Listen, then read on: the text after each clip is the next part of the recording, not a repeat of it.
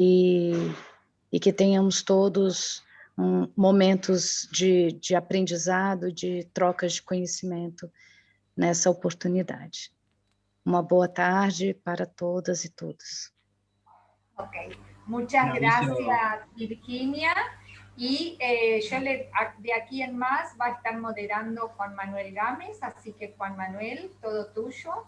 Bueno, muchas gracias a todos, muchas gracias Eben, muchísimas gracias Patricia y a todos los que están participando. Sigue entrando gente, ahí vi que estaba en la sala de espera Aurora y Carlos Galo, compañeros de la CIAGO, así que un pequeño aviso antes de darle la palabra a Patricia y que comience con la presentación un poco de la herramienta. Sería bueno si pueden en el chat, que está acá al costadito, si lo ven, nada más que puedan poner su nombre, su país y a qué institución pertenecen, como para que quede un registro de eso. Bien, ya veo que está José Erasme, de República Dominicana, gente nueva, así que bueno, muy contentos. Vamos entonces, Patricia, si te parece, te dejo entonces el tiempo a vos, y acá estamos para apoyar en lo que necesites. No sé si podés compartir pantalla, confirmame eso. O si es que, a ver. Que me tienen que habilitar, está todavía como habilitar. Creo que ahí ya está, a ver. Sí, ahora sí. Okay. Genial. Pero ya, a ver, voy a poner aquí compartir. Y voy a dejar aquí un momentito. Ya. Están viendo bien, ¿verdad? Sí, perfecto, Patricia. Okay. Se ve todo tu escritorio, se ve toda tu pantalla. Ah, bueno. A veces uno puede elegir la opción de mostrar nada más el archivo. Sí, es verdad. Sí, es verdad. Para que Está bien, para tenerlo en cuenta, por si acaso. Está bien, sí, le di todo el escritorio. Bueno, no me quiero deshacerlo porque perdemos tiempo y por ahí sí, no hay problema. No hace sentido. Yo quería, en primer lugar, como siempre, súper agradecer la oportunidad de dirigirme una vez más a ese grupo tan activo, tan dinámico, de autoridades competentes en control y fomento para la agricultura orgánica en nuestros países de la región. Creo que la dinámica que he podido observar desde que nos hemos vuelto a reconectar es sumamente inspiradora, porque este espacio es único en el mundo, este espacio regional de intercambio y de fortalecimiento es algo muy especial que desde América Latina estamos promoviendo hacia el resto de los otros países, ¿no? Y también hay como existe ya el movimiento agroecológico, orgánico en nuestra región, también cumplió en su momento y lo sigue haciendo, por supuesto, un rol fundamental de inspirar a la acción y de desarrollar innovaciones para permitir que multiplique, ¿no?, en el mundo entero. Y FOAM responde un poco a esas necesidades. Para mí es un gusto poderles presentar esa herramienta. No he sido parte del equipo que elaboró esta herramienta, pero sí, por supuesto, somos parte de la misma institución. Tampoco quiero que se crea una expectativa de que aquí venimos a decirlo como es, porque son ustedes los expertos, y que en todo caso la herramienta viene a organizar un poco esas ideas, experiencias, poderlas planificar, poderlas plasmar, aquellas entidades públicas o organismos de la sociedad civil que no pueden tener el tiempo para poder desarrollarlo, como a veces la exigencia, ¿no?, del sistema público lo exige, ayuda a que se en esos tiempos y podamos aterrizar o podamos tomar cosas ahí que nos inspiren para adaptarlas a nuestra propia realidad. Es una carta de medidas, ahora vamos a pasar por ellas, y cada quien tendrá que analizar en qué momento está, en qué contexto se encuentra, qué nivel de desarrollo tiene para poder implementar. Pero aquí es muy importante, antes de hablar de la, porque a veces nos enfocamos mucho en la herramienta, nos ha pasado en los SPGs, en los sistemas participativos de garantía, que nos metemos tanto y nos apasionamos tanto en esa herramienta, ya es bala de plata para resolver muchas cosas, ¿no? Y a veces nos tomamos el peso de la herramienta más grande que lo que debería estar alrededor de ella para que pueda realmente tener el impacto que buscamos. Entonces esto es igual, es una herramienta, pero para esto hay que considerar muchas otras cosas que hay alrededor de ella. Por eso digo, no tengan la expectativa que yo les voy a poder resolver, ni IFOAM, ni nadie, creo, puede resolver las cuestiones específicas de cada país para tomar las medidas de fomento más prioritarias según lo que ustedes consideren. Y por supuesto, en este grupo hay magníficos representantes que han sido premiados a nivel internacional por sus políticas públicas de fomento. Y yo quiero resaltar ahí el gobierno de Brasil. El gobierno de Brasil ha recibido premios internacionales. Virginia Lira ha sido parte de ese equipo, con todo un enorme equipo de personas vinculadas al movimiento y al sector por muchos años, no solo porque son autoridades el día de hoy. Y creo que eso ha hecho también que Brasil sea muy consistente con sus políticas. Ciertamente, Brasil pasa por muchos desafíos, la pandemia las ha profundizado, pero si algo tenemos que para nosotros como movimiento, como IFOAM, como movimiento global que promueve las buenas prácticas en políticas públicas, Brasil siempre es un referente. Y yo estoy segura que habrán escuchado hablar a Virginia y a todo su equipo en varias ocasiones de las magníficas medidas políticas nacionales, articulación multisectorial que han tenido, porque ellos además han considerado la agroecología, no solamente la producción orgánica, que de alguna manera te focaliza y no te abre tanto el abanico. Ellos han considerado la agroecología y eso ha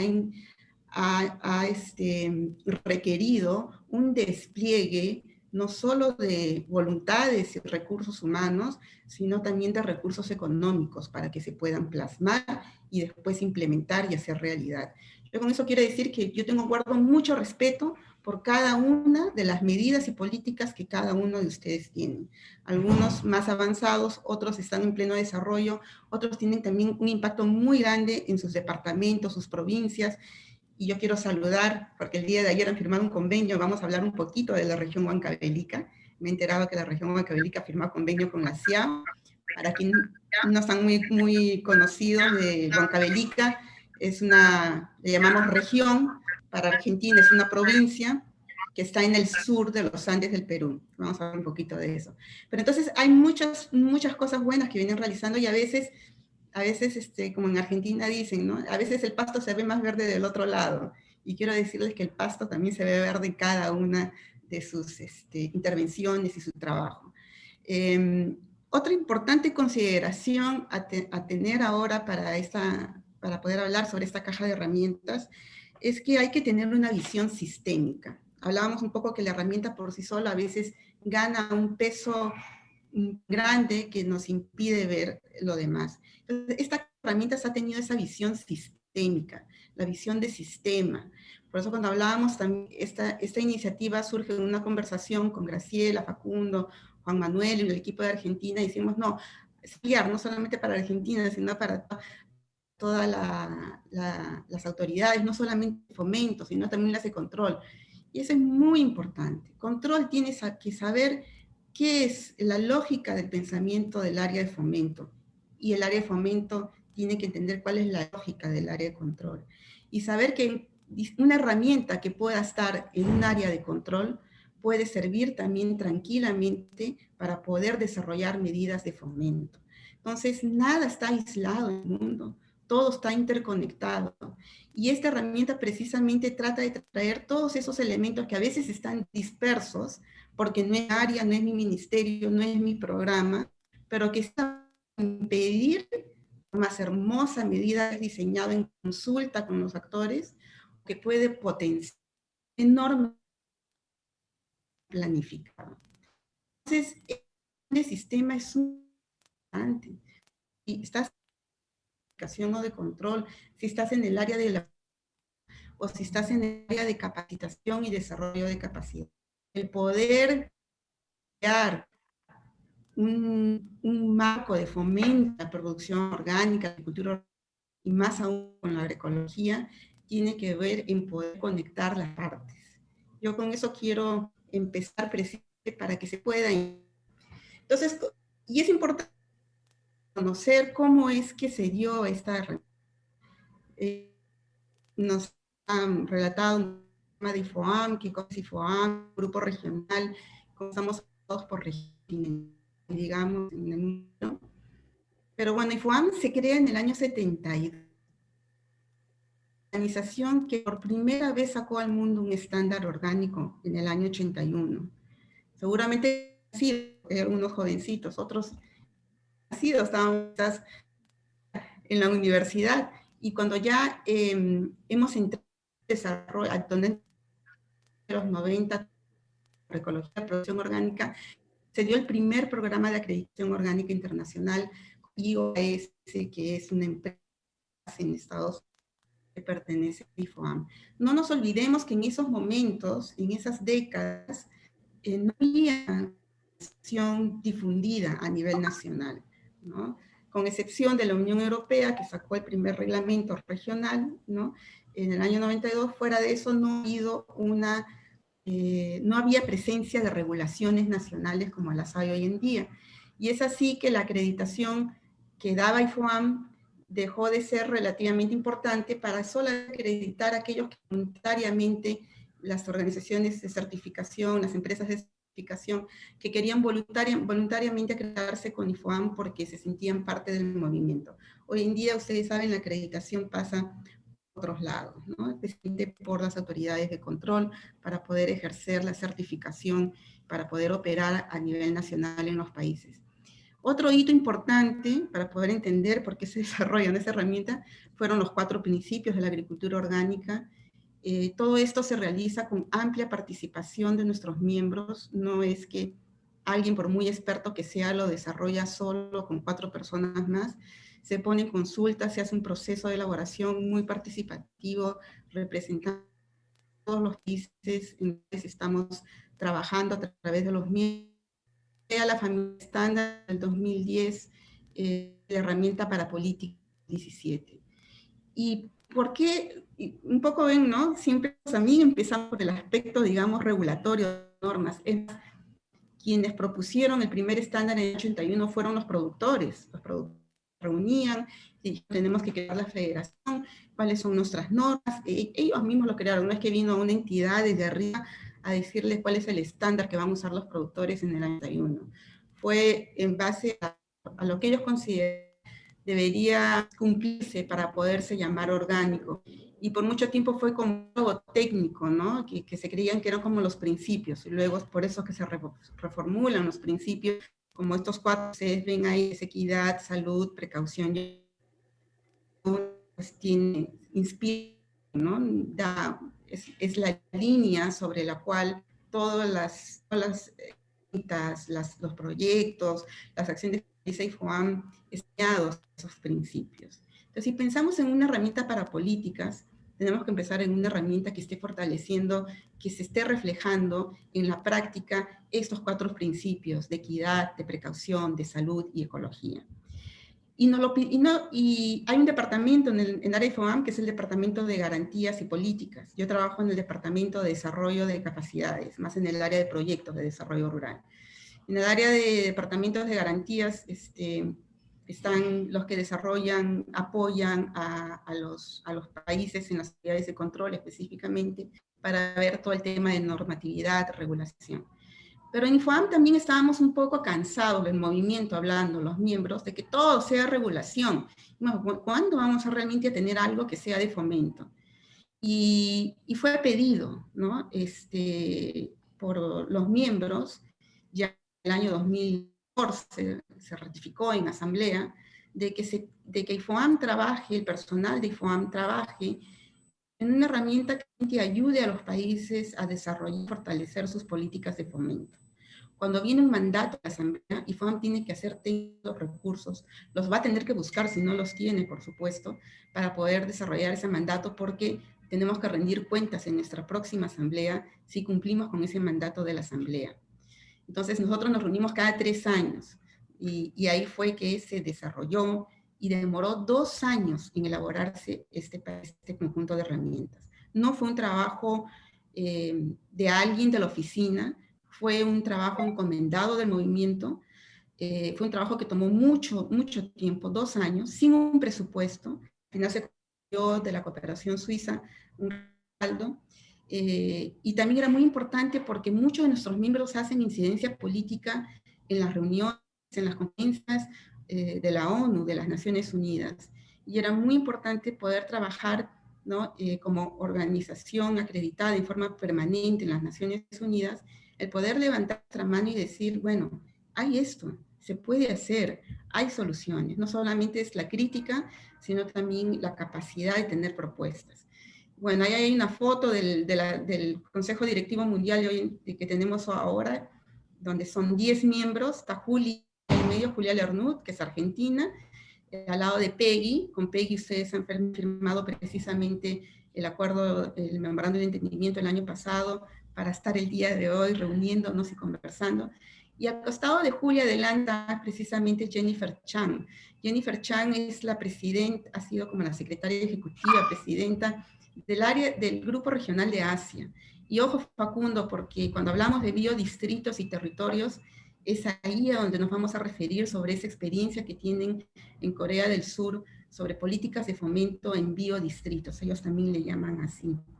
Y atrás de Peggy, este señor canoso alto, Hans Herren, el premio Nobel alternativo en agricultura orgánica, que está desarrollando mucha investigación ciudadana, no es investigación recluida en centros de investigación privados, ¿no? Tampoco solo exclusivamente el Estado, sino haciendo partícipe a la ciudadanía, los agricultores, los organismos de la sociedad civil, en poder generar evidencia científica, académica, sobre las bondades de la agricultura orgánica o ecológica. Y bueno, hay representantes de Asia, de África, de Europa. Esto es un poco lo que nos ha motivado a nosotros el poder desarrollar esta herramienta, en donde junto a Joel Cato, que le hubiera encantado hacer esta presentación, que era la persona más adecuada en verdad, pero con Joel hemos trabajado muchos años juntas. Joel trabajó junto con Runar Grunden, que es un sueco experto en estos temas, que fue presidente de IFOAM por 2 o 3 periodos consecutivos, si me acuerdo. Y fue en el momento en que IFOAM justamente hace esa reunión en Torres, en Brasil, en el año 2004, para hacer ese reconocimiento y esa apuesta de compromiso por los SPGs a nivel mundial. Y con Gunnar, que bueno, tiene un amplio conocimiento del sector y del movimiento, y ha trabajado mucho con los gobiernos, especialmente en África, en Europa y Asia. Trabajó junto con Joel la metodología, cómo se sistematizó y qué se propuso.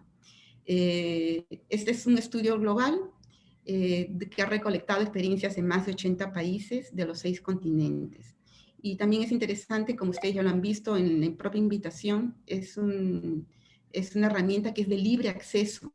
Y cada herramienta van a encontrar la posibilidad de tener un PowerPoint, un resumen del capítulo, digamos, del documento, y van a poder tener también el informe completo, si así lo desean. Son muchas páginas, pero está dividido de tal manera que el usuario interesado pueda entrar en distintos niveles para profundizar su conocimiento o encontrar una respuesta.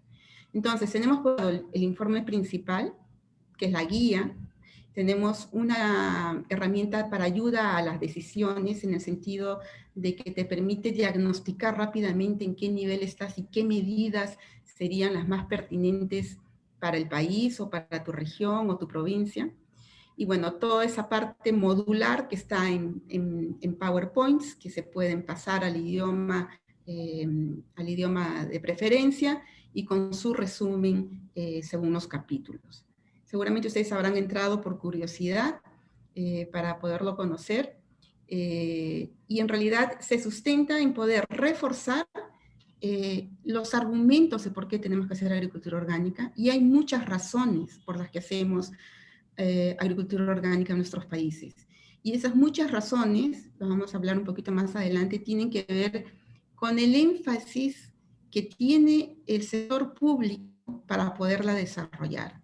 Y las entradas son diferentes dependiendo en dónde estamos. y también las presiones de la sociedad civil no siempre son las mismas. El movimiento agroecológico en América Latina no es homogéneo. Y así como abordamos y hacemos evidencia para poder desarrollar son también variables. Vamos también a algunos ejemplos. Y en realidad lo que yo vengo a comentarles es algo que todos ustedes ya saben, estoy segura de eso, pero que es importante reflexionarlo porque a veces se insiste sobre un solo punto de entrada, cuando a veces tenemos varias entradas o varios resultados que tenemos como expectativa, ¿no? En nuestro plan, nuestra visión. Y el arte de poder hacer una buena política de fomento tiene que ver en cómo podemos realmente satisfacer de alguna manera esas expectativas que vienen de distintas partes, pero que van a para poder desarrollar la agricultura orgánica. Sale toda esa parte de la historia, de la información general que hay a nivel global. También nos sostenemos de que si bien es cierto y muy importante decir, yo estoy aquí en Perú, esta es mi realidad, y en mi función así las cosas, disculpen por esa frase, ¿no? Que es una frase muy desafortunada del escándalo de las vacunas en la época de ensayos, ¿no? Un investigador científico de la universidad más renombrada de medicina humana en ese país dijo, cuando vacunó en forma ilegal, incluyendo al presidente en ese momento, dijo, las cosas funcionan así. Entonces siempre hay que tener, bueno, sí, las cosas no necesariamente está bien que funcionen así. Entonces estamos acostumbrados a trabajar de cierta forma y quizás mirando un poquito qué está pasando en otro lado, podamos entender de que, esto puede ser interesante y lo podemos incorporar. Entonces el Toolkit nos permite eso, que en cada medida que se describe, vienen los estudios de caso de algunos países que han llegado con éxito esa medida que se está promoviendo, ¿no?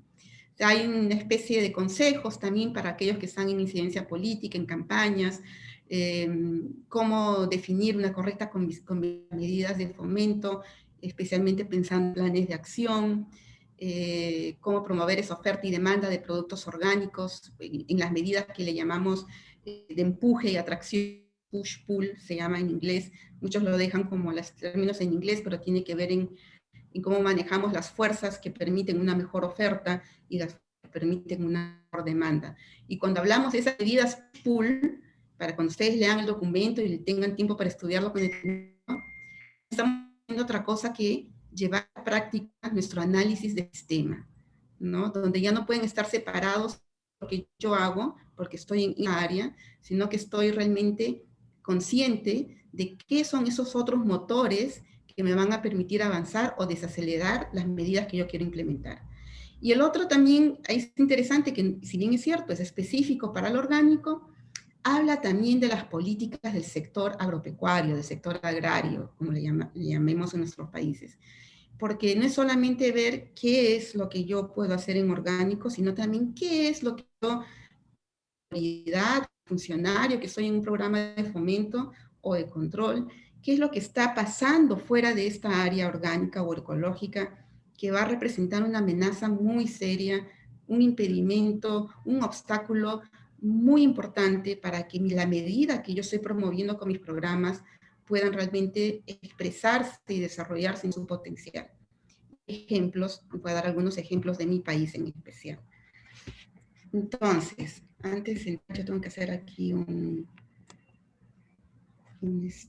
tengo otra presentación porque esta no me lo permitió copiar, así que dentro del documento que ustedes van a encontrar, van a poder leer, hay este diagrama que es muy importante, que les invito a poder también analizar cómo funciona en cada uno de sus países, ¿no? Entonces, toma como eje central los actores que toman decisiones que influyen en el desarrollo, en este caso de la producción orgánica, ¿no? Y las políticas públicas que pueden ayudar a fomentarla. Entonces, hay una visión de sistema en donde tenemos, por un lado, todo lo que está relacionado a la oferta de los productos orgánicos y, por otro lado, los actores que están decidiendo sobre lo que es la demanda de esos productos. Tenemos, por un lado, los agricultores que tienen que decidir si entran a la transición o no. modificable, que para mí no basta solamente que todos los agricultores decidan por la transición. A mí me parecería también interesante poder añadir que tengan la decisión de seguir innovando, seguir introduciendo mejoras en forma permanente a su sistema. Es decir, no, como se dice en Argentina, achancharse y decir, ok, yo tengo mi certificado orgánico y listo, no voy a hacer nada porque con eso ya resolví mi problema. Todo lo contrario, con el desafío del cambio climático, permanentemente tenemos que estar introduciendo mejoras.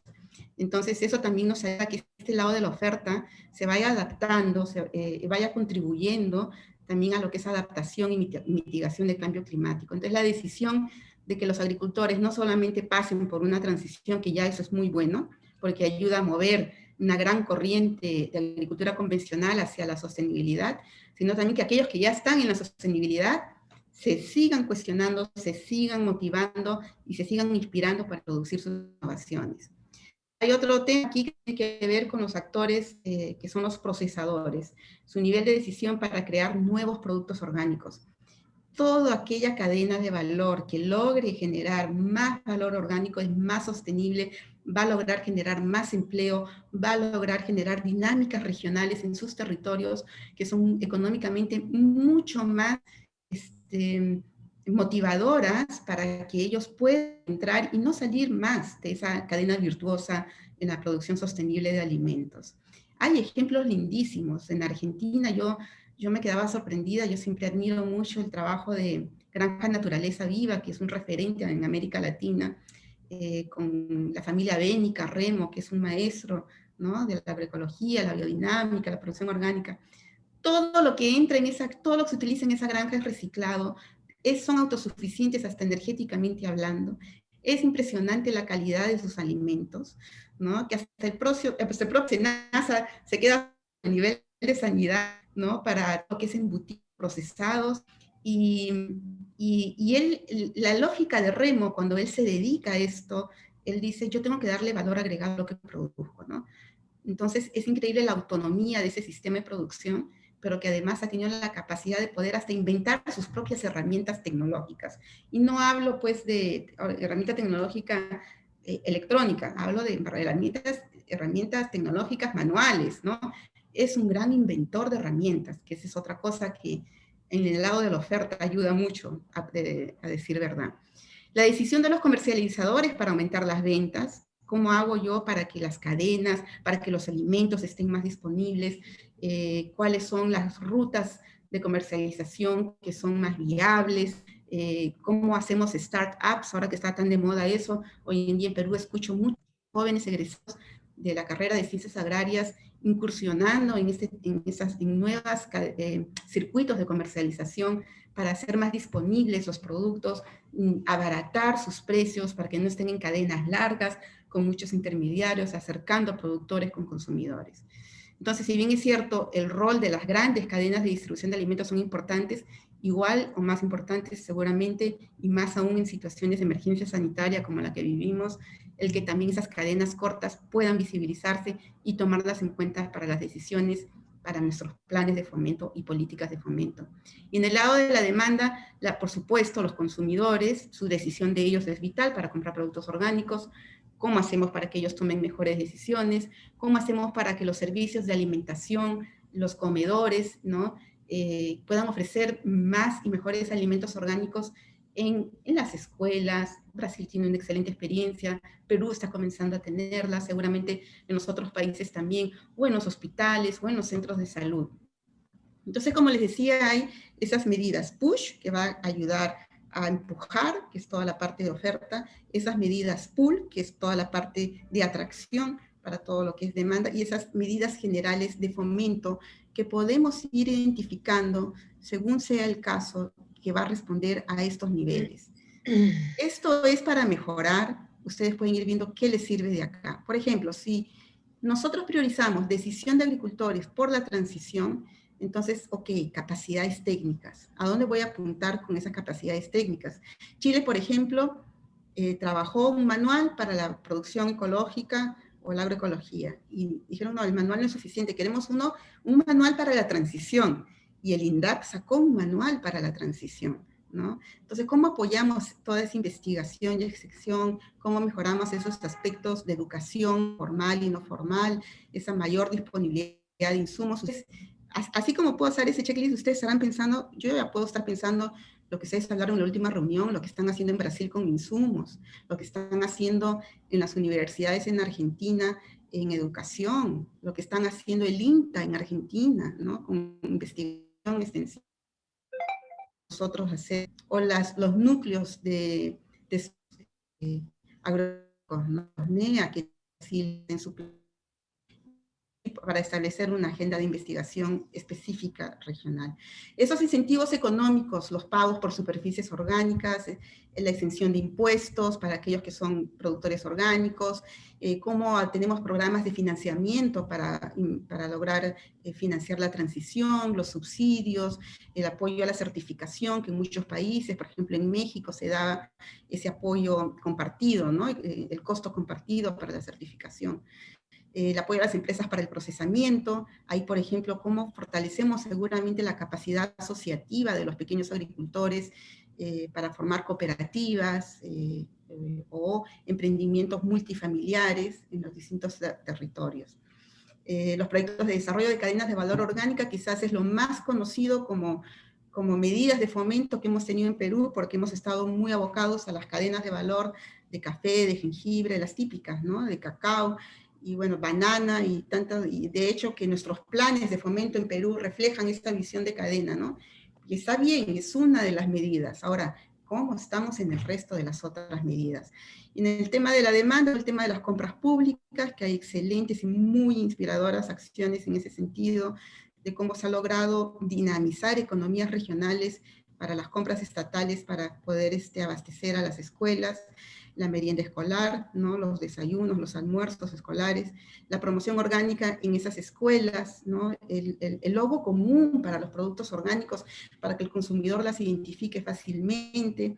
Y es interesante cómo cada uno de ustedes ha desarrollado su logo pensando en lo mejor para su consumidor. Por ejemplo, en Brasil sacaron su logo donde especifican que es orgánico, y como es tan difundido el tema de los sistemas participativos de garantía, o porque también es una voluntad, una política del movimiento y de las autoridades, que el consumidor también se familiarice en las formas de dar la garantía de ese producto que compra, y puede el consumidor decir, ok, yo prefiero esta banana con eje que esta banana con agencia de certificación, y está en todo su derecho de elegirlo. Y también se promueve mucho la educación al consumidor. Habían dos formas de hacerlo, qué interesante, ¿no? Entonces, y tienen un logo, ¿no? En el caso de Perú, por ejemplo, aún no tenemos ese logo. Sé que Marley está trabajando fuertemente en poder sacar su plan de fomento este año, pero estamos bastante rezagados con ese tema, que yo creo que también ayuda mucho a dinamizar. El logo de Chile quizás es un hermosísimo logo, me encanta la Ocaria que han puesto ahí, ¿no? Tiene una concepción bien de los pueblos originarios, realmente es en términos de marketing es un logo bellísimo, ¿no? No sé cuál será el de Perú, pero eso jala, ¿no? Eso trae la adopción, la dinamización hacia lo que es mayor consumo, y las campañas, por supuesto, de los consumidores. Y aprovechar esa demanda internacional, que quizás en eso casi todos los países hemos trabajado mucho con ese enfoque, porque hay una demanda inagotable, ¿no? De las exportaciones de América Latina hacia el mundo entero, especialmente los mercados de destino que todos justamente en Europa, Estados Unidos, Japón. Entonces, en cuanto a esas medidas, pues aquí se mencionan algunas, las más relevantes quizás a tener en cuenta, y pueden haber más. Una es, por ejemplo, el que se pueda trabajar en las estadísticas nacionales. Yo sé que la CIAO desde sus inicios ha trabajado en poder desarrollar estadísticas. Es difícil de promover algo sin saber cuántos somos, dónde estamos y qué se ofrece. Entonces es muy importante. Sin embargo, muchas de esas estadísticas a veces quedan solo para los productos certificados de exportación, y no hay medidas quizás que en el área de fomento podría, o en el área de control, como lo establezca sus planes estratégicos, pueda decirnos dónde está toda esa producción orgánica no certificada, producción familiar que abastece los mercados territoriales en nuestros países y que muchas veces pasa desapercibida, ¿no? Interesante que sí en Brasil, yo no sé cómo estará ahorita, pero sé que Brasil, por ejemplo, tiene un catastro, la gente voluntariamente entraba, se registraba, muy interesante, ¿no? Porque están con ellos solamente con sistemas participativos o agencias de certificación, sino también los OCS, que son los organismos de control social, que tenían la posibilidad de poderse catastrar, ¿no? Y así se y cuáles serán sus necesidades y producir. Apoyar el desarrollo de las asociaciones orgánicas, la asociatividad en países, en especial como el Perú, por ejemplo, que todo lo que exporta orgánico recae en pequeños productores, Ecuador lo mismo. Entonces es muy importante fortalecer ese nivel de asociatividad y cooperativismo para que puedan funcionar bien sus sistemas de control, para que puedan funcionar bien la garantía la calidad del producto, más allá de la garantía, los volúmenes a los cuales se comprometen a poder abastecer con los distintos mercados. Los SPs es importantísimo, porque si bien es cierto, es una herramienta, hay esto que hablábamos nosotros cuando unimos hace unos meses atrás, si es de potencia de control, seguramente que su principal objetivo es el dar la garantía, absolutamente, pero también, sin duda alguna, es un elemento importantísimo que va a fomentar la producción y por ende la demanda, los mercados internos. Y en eso ha sido muy sabio, muy inteligente las medidas que, por ejemplo, Chile ha sacado cuando dijo, ok, quieren hacer certificación participativa, me van a corregir si va a haber un momento de diálogo, ¿no? Pero eso es así un poco como lo entiendo yo de las conversaciones, ¿no? Y de lo que hemos podido estudiar. Le llamaron autocertificación, parece bastante una apuesta grande, ¿no? Con el propio nombre, pucha, autocertificación de las asociaciones de productores. Y es interesante que, por ejemplo, hay una organización pionera que es Ravío en Chile, una cooperativa de productores orgánicos y biodinámicos, fue el modelo que inspiró para que muchas asociaciones el día de hoy en Chile se hayan motivado a poder crear su propia asociación y en un espacio donde culturalmente no están mucho, ¿no? Eso siempre me dicen los amigos de Chile, ¿no? Y ahora están asociados, están perfectamente cumpliendo con autocertificación, ¿no? Con la supervisión de la autoridad competente, por supuesto. Construir la experticia orgánica dentro del sector público es sumamente importante. ¿Cómo promovemos, incentivamos, cómo damos con políticas que nuestros funcionarios que están decidiendo o que están viendo la asistencia técnica en los distintos niveles del sector público, ellos puedan estar capacitados también para poder desarrollar estas medidas que se están promoviendo? Y es porque me parece sumamente relevante que la región orgánica tome conciencia, y estamos con una capacitación con 180 agentes de desarrollo que acaba de terminar precisamente esta semana, el día martes. Entonces, la capacitación también vamos, en Brasil escuchaba mucho que en un momento se fomentaba que los profesionales puedan asistir a CEDADOS, a seguir una maestría, a hacer o como hacemos también que los institutos de investigación de los países tengan ese nivel de especialización con esa mirada orgánica. Hay infinidad de medidas que todos ustedes lo ven. Ahora el tema es por dónde priorizamos y cómo empezamos, ¿no? Bueno, esos proyectos de valor orgánica precisamente atienden especialmente al aspecto de oferta, ¿no?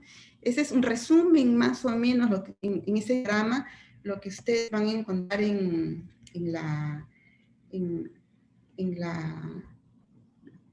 el documento, ¿no? Ya, no sé, todavía tenemos un poquito más de tiempo para terminar. Son 28 resúmenes de políticas, tiene un aspecto muy práctico, muy pragmático, no solo para entenderlo y leerlo, porque tiene una estructura bastante establecida, un orden de por qué se hace su justificación, qué alcance de detenerse en el contexto, qué opciones se pueden recomendar y qué ejemplos de estudios de caso exitoso hay, sino que también ustedes lo pueden imprimir, lo pueden llevar a las reuniones de sus equipos, diálogos de las mesas de concertación que tienen para poder entender y decir, ok, esto sí es importante, esto no lo podemos modificar. 21 PowerPoints que van a ir detallando uno de los elementos que les he mencionado en el diagrama, que les ayuda a traer esos principales argumentos con los ejércitos de los distintos países. Y bueno, y nosotros, que podemos traer, quizás, quería decir un poco sobre el tema de Huancavelica Regínica. Ya hacía desde verano del año, hace más de un año, el gobierno de Maciste Díaz con muchas ganas de convertirse en región. Y Maciste Díaz fue inmediatamente apoyado, o sea, al gobierno peruano le fascinó la idea. Inmediatamente tuvo a PROMPERÚ, al gremio de exportadores, diciéndole nosotros, Maciste, te vas a ayudar. La verdad es que fue un respaldo político del sector público y interesante del sector privado también, en mover Huancavelica como la primera región orgánica del Perú. Seguramente existe el día de ayer, y no pude estar porque tenía razones laborales, tenía otras de trabajo, pero lo que yo quería sí resaltar esto, y fue interesante porque Huancavelica ocupa el primer lugar en ese ranking de competitividad que tenemos en el Perú, satisfacción de necesidades básicas de la población. Huancavelica está en el primer lugar de la región menos competitiva. Es decir, es la región más pobre de este país. Es una región, región de los Andes del sur, con mucha pobreza estructural, tienen mucha agrobiodiversidad, tienen alimentos nutritivos de alto valor nutricional. Ellos venden sus mejores productos, como ustedes saben, en los mercados nacionales pequeños de sus ciudades, de sus pequeños pueblos. Algunos tienen una mirada un poquito en términos de, por ejemplo, de papas, de tubérculos, pueden tener un volumen grande de producción y salen de la región, pero la mayoría de los productores campesinos de huancavelicanos son gente muy, muy pobre. Venden sus huevos para poder tener dinero en efectivo, para poder comprar del pueblo lo que en su casa no pueden acceder, que normalmente son azúcar, aceite, harinas de baja calidad, plásticos, ¿no? Que necesitan también, obviamente. Y cuando Maciste tenía esa idea y viajó, porque fue a la Biofag, don Maciste, y quedó impresionado con el comercio orgánico, dijo, voy a montar un programa regional. Y él tenía toda la mirada de la exportación. Tomó un buen tiempo convencerle a Maciste que, si bien es cierto, es importante, y seguramente si él tiene los recursos y un programa consistente, él va a poder ayudar a exportar a esos agricultores tan pobres que, asociados y con una buena asistencia técnica, pueden alcanzar mercados internacionales buenos. No pensar también en cómo se alimenta su propia población, cómo podemos ayudar a mejorar la nutrición de esas familias, cómo podemos ayudar a que tengan mejores semillas, a que puedan tener mejores sistemas de riego, a que puedan tener asistencia técnica. Y en esa región, IFOAM desarrolló un proyecto, sigue desarrollando, termina en octubre de este año, ustedes lo conocen y yo ya les he mencionado, ese proyecto de nutrición en agroecosistemas de montaña. Y ahí encontramos algunas situaciones de mejora de los grupos de alimentos que los nutricionistas recomiendan tener en cuenta para poder evaluar si una dieta es balanceada o no. Huancavelica está consumiendo entre 2 y 3 grupos de alimentos, los huancavelicanos. Entonces hay todo un trabajo también, decimos, no tienes que pelearte con la exportación para poder mejorar la alimentación de tu gente. Y un trabajo muy interesante en ese sentido. Hay una penca con 7 plátanos. Una penca tiene 7 plátanos y otra con 5 plátanos. ¿Cuántas pencas? No sé cuántas serán. Bueno, espero que me puedan estar escuchando. ¿Me escuchan, no? a mí? Porque por Sí, ahí... Patricia, perfecto. Okay. A veces se corta un poquito, te iba a recomendar a ver si por momentos apagues el video, a ver si se hace más fluido, pero por ahora estamos bien. El otro ejemplo en Perú también muy interesante ha sido compras públicas con el Ministerio de Desarrollo e Inclusión Social, que es la RIN, que también es una región de los Andes, del centro del país, donde se ha comprado, motivados por la política brasilera de las meriendas escolares, donde el gobierno regional les ha comprado a los agricultores familiares campesinos ecológicos de preferencia para abastecer a las escuelas. Inclusive dentro de esta pandemia se han organizado las comunidades rurales que aunque la escuela no está abierta, los padres de familia han logrado organizarse para poder seguir recibiendo esos alimentos. Eso también es un lindo ejemplo de y hay mucha dinámica porque ha tenido que recomponer los aspectos logísticos y distribución de alimentos. Entonces hay otras autoridades, funcionarios, que no son necesariamente de la Dirección Regional Agraria, sino que también de otras áreas, de apoyo, de transporte, de logística, que también tienen que entrar a cooperar. Tenemos un plan nacional de producción orgánica.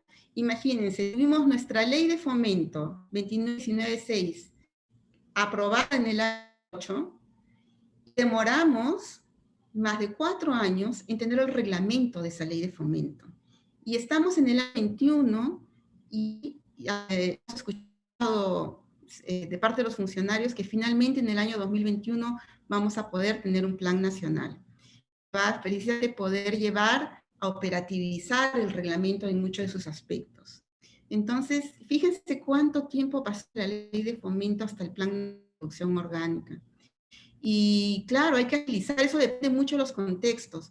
Y ahí uno se pregunta, sacamos la ley de moratoria en Perú recientemente y se da 45 días para hacer el reglamento y lo están sacando el reglamento sin mucha consulta pública como debería hacerse, siendo los organismos de sociedad civil, donde nos llama la atención la celeridad con la cual se va a implementar un reglamento que parece más la regulación en Perú, más que la historia de los OVM.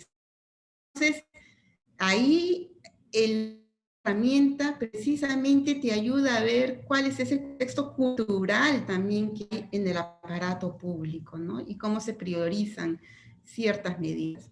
En Argentina, yo no voy a hablar de Argentina, ustedes en argentinos ahí también un programa espectacular, creo que ha venido también apoyando mucho. En Bariloche tienen ustedes a un gran promotor, no solo de la Argentina, sino del mundo en el mundo entero, que es Titonel, Pablo Titonel, que trabaja en investigación, brindando soluciones, un representante de ecología y la producción orgánica, la Universidad de La Plata también, con Santiago Sarandón, o sea, son parte de las medidas de fomento, ¿no? El poder traer esas soluciones en Colombia, con SENA, en Ecuador, con lo que llaman el CIAL, con los circuitos cortos de alternativos cortos de comercialización, y así hay muchas posibilidades de fomento. Hay una plantilla para las políticas de fomento que ya está hecho para aquellos que dicen, bueno, pero ¿por dónde empiezo? Bueno, ahí tienen una plantilla para poder desarrollar oficial, digamos, que esto pueden y este conjunto de herramientas nos ha servido también para acercarnos a países, nos han pedido una guía en poder orientar esos procesos. Ha sido el caso en Armenia, la conexión acá. Bueno, en el caso de Armenia y en el caso de Túnez, ¿no? Donde se ha podido asesorar de cerca. Bueno, Joel es ella precisamente. Saludos de Joel, ¿no? Está con licencia de maternidad y acá también está Joel, y ella es Cornelia, y ellas las que han estado trabajando mucho con esta herramienta, brindando asesoría en los distintos niveles en los países, ¿no? Bueno, esto es más o menos, y quizás sería bueno compartir un poco esas impresiones. No he querido quedar de esa onda de que yo lo sé, porque ustedes tienen muchas cosas lindas que yo también por ahí no las sé, este acercamiento. Hay tareas pendientes, eso es lo que yo quería terminar ahora de decir. Hay tareas pendientes porque no toda la herramienta está traducida al español. Ahí podemos hacer una colaboración con CIAO si se animan y les parece importante para poder tener todos los capítulos al español. Hay una versión que se sacó para la región de África subsahariana con estudios de caso y experiencias para la región subsahariana de África, y podríamos hacer una versión más hecha a la medida también para América Latina. Les podemos entregar, si ustedes lo quieren hacer por su cuenta, si quieren que IFOAM les colabore, pero se puede hacer este documento más, como le dicen, hecho a la medida para la región y que esté actualizada, porque ya del 2007 a la fecha hay muchas medidas de fomento que no están en ese documento, que sí están siendo recibidas en el Departamento de Garantías y Políticas que están esperando poder ver la luz en algún momento cuando se saque una versión actualizada de esta herramienta. Bueno, muchas gracias por su paciencia de escucharme. Bueno, gracias Patricia. Espectacular. Como verás, hay muchos comentarios y mensajitos de que buenísimo tu presentación.